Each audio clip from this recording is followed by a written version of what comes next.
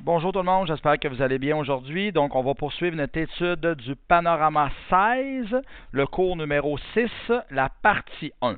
Aujourd'hui, on va poursuivre les statistiques. On va parler de échantillons et sous-ensemble de la population. Alors, un échantillon, c'est vraiment un sous-ensemble de la population. Les méthodes d'échantillonnage qu'on va voir, ça va être en secondaire 2, ça va être la méthode aléatoire et la méthode systématique. Alors, la méthode aléatoire, c'est une méthode simplement, comme le nom le dit, aléatoire. On choisit nos personnes de façon purement au hasard. Ça, c'est aléatoire.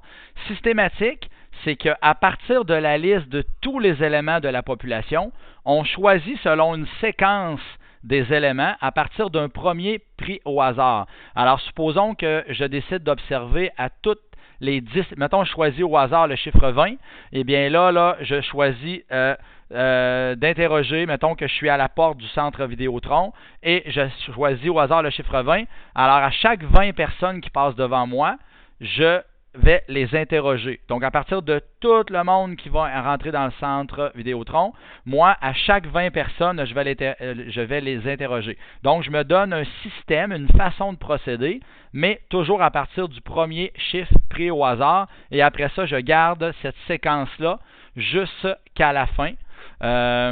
Donc, c'est un peu comme ça aussi, là, exemple, que c'est utilisé dans les industries pour vérifier la qualité des produits. Exemple, chez Vachon pour vérifier la qualité des gâteaux. S'il n'y a pas quelqu'un qui vérifie chaque gâteau individuellement, là, supposons que la machine est programmée pour qu'à chaque 100 gâteaux, eh bien, la machine arrête.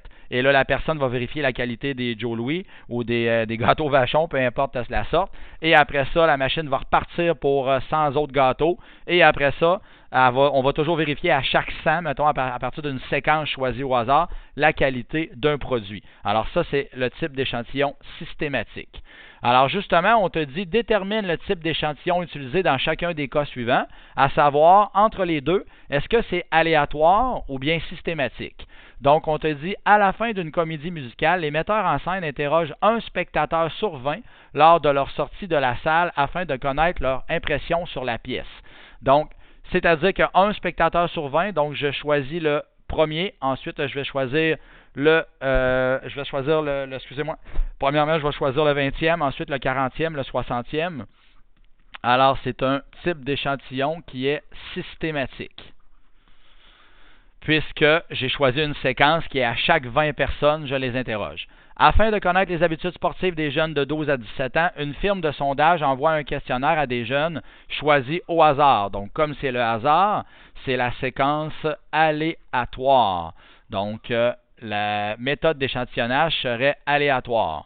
La longévité des batteries varie d'une batterie à l'autre. On désire connaître la durée moyenne d'une nouvelle sorte de batterie. On effectue un test à toutes les 125 batteries produites à partir d'une première choisie au hasard. Donc, encore une fois, à chaque 125 batteries, on va les vérifier. Donc, c'est une méthode d'échantillonnage systématique. On poursuit donc le numéro lettre D. Alors, on te dit, le faucon pèlerin est menacé d'extinction. Le ministère de la Faune et de la Flore a délimité des régions où l'on protégeait ces oiseaux. On ne peut connaître exactement le nombre exact de faucons pèlerins qui profitent de ces régions protégées, mais quelques spécialistes étudient l'impact de cette protection dans 10 régions choisies au hasard. Alors, pour le moment, en secondaire 2, étant donné que c'est 10 régions choisies au hasard, on va dire que c'est aléatoire, mais vous verrez l'an prochain, en secondaire 3, qu'un type un petit texte de ce genre-là, qu'on choisit 10 régions au hasard parmi toutes les régions qui existent, ça va porter un autre nom, on va apporter une précision sur le mode aléatoire, okay? Mais vous verrez ça l'an prochain en 3e secondaire. Pour le moment, on dit que c'est aléatoire simplement. Maintenant, on va parler ensemble à la page suivante, à la page 123, des sources de biais. Des sources de biais, c'est-à-dire quelles sont les choses qui peuvent venir fausser les résultats d'un sondage ou les résultats d'une étude statistique. Alors, tout d'abord, le mauvais échantillon.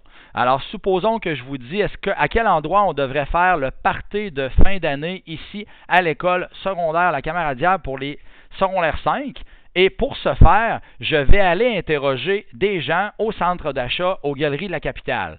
Mais avouez que c'est un mauvais échantillon. Ça veut dire que je n'interroge pas les bonnes personnes. OK? Quand que je vous dis que c'est un mauvais échantillon, c'est ça. Entre vous et moi, les gens aux Galeries de la Capitale, ça ne leur dérange pas du tout à quel endroit qu'on va faire la fête de fin d'année pour les 5e secondaires à l'école secondaire La Camaradière. Alors, je n'ai pas interrogé les bonnes personnes. Ça, on appelle ça un mauvais échantillon. La taille de l'échantillon, quand est-ce que c'est un mauvais échantillon? Quand est-ce que ça devient une source de biais? C'est quand elle est trop petite, la taille d'échantillon. Alors, je vous donne un exemple. Si je veux savoir à quel endroit on va faire le party de fête de fin d'année pour les 5e secondaires, je reviens avec cet exemple-là. Je vous rappelle qu'à la Camaradière, les finissants, il y en a à peu près 200, entre 2 à 300, ça varie des années, qui sont des finissants en 5e secondaire. Et là, pour ce faire, je vous dis que j'interroge seulement 5 élèves de 5e secondaire pour savoir à quel endroit on devrait faire la fête de fin d'année. Avouez que ce n'est pas suffisant. Sur 200-300 élèves, il faudrait que j'en interroge, je ne sais pas moi, faudrait que j'en interroge au moins 150, au moins la moitié ou le 3/4 s'il y a 200 finissants. Donc, quand la taille de l'échantillon est trop petite, ça vient faire une source de biais qui vient fausser les résultats de notre enquête ou de notre sondage. Maintenant, la mauvaise formulation de la question, c'est très simple. La question doit être très claire, très précise. Pas de négation dans la question, OK? Et pas demander aux gens de se presser pour répondre à la question également, OK? Maintenant, excusez-moi, la dernière que je viens de dire, c'est plus l'attitude de la personne qui fait le sondage. Alors, comme je vous dis, supposons que je vous demande de répondre à un sondage et que je vous demande de vous presser. C'est plus la dernière phrase que j'avais dit, je m'excuse, c'est plus l'attitude de la personne qui fait le sondage. Donc, si je vous demande de vous presser pour répondre à mon sondage, ça se peut-tu que vous allez vouloir répondre un peu n'importe quoi, puisque je vous presse à répondre à la question. Alors, c'est ça que ça veut dire, l'attitude de la personne. Quand on fait le sondage, il faut être neutre, il ne faut pas influencer la personne qui répond au sondage, il faut lui laisser le temps de faire le sondage. OK. Alors, on te dit pour chacune des situations suivantes, sous la forme de choix de réponse, on te demande de déterminer la source de biais. Alors, pour connaître l'opinion de la population de la région de Sherbrooke, on interroge 1500 personnes de 60 ans et plus résidant dans cette région. On leur a demandé si elles croyaient que les fluctuations des taux d'intérêt avaient une incidence sur leur pouvoir d'achat. Alors, qu'est-ce qui ne va pas ici? Je vous rappelle qu'on interroge, moi je veux savoir quelle est l'incidence des taux d'intérêt, et j'interroge seulement les personnes de 60 ans et plus. Alors, qu'est-ce qui arrive? C'est le mauvais échantillon. OK?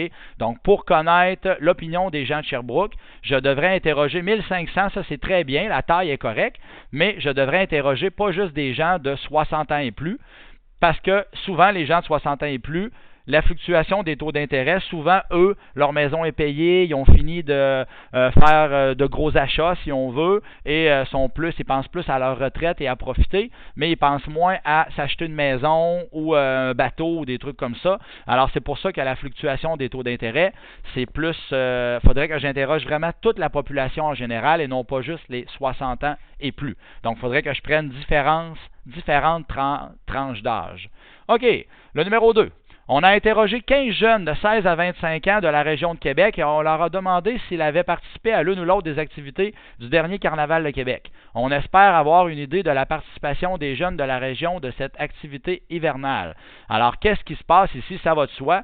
Si tu veux savoir l'opinion des gens sur le dernier Carnaval de Québec, pourquoi interroger juste 15 jeunes? C'est pas suffisant. Alors ici, il faudrait interroger beaucoup plus de personnes. Alors la taille de l'échantillon n'est vraiment pas représentative, ce qui peut venir fausser les résultats de notre enquête. Quelqu'un aurait pu dire aussi, celui-là, 15 à 25 ans, on aurait pu interroger des gens avec une plus grande catégorie de tranche d'âge, sauf qu'ici, c'est vraiment le 15 jeunes qui prime, c'est-à-dire qu'on n'a pas interrogé assez de personnes. Le numéro 3, lors d'un sondage, on a posé la question « M. Patry est ministre de l'Éducation depuis plus de 12 ans. Ne croyez-vous pas qu'il serait enfin temps qu'il soit remplacé? » Alors ça ici, ça va de soi que c'est la mauvaise formulation de la question. Quand on dit « ne croyez-vous pas qu'il serait enfin », surtout le mot « enfin » le temps qu'il soit remplacé, alors on donne une suggestion à la personne de répondre oui, évidemment, c'est un petit peu le temps qu'il soit remplacé. Alors, on suggère une réponse par la question. Ne croyez-vous pas qu'il soit enfin remplacé? C'est comme si on ajoutait, là, il est trop vieux à la fin, là, OK? Alors, oui, c'était ici une mauvaise formulation de la question.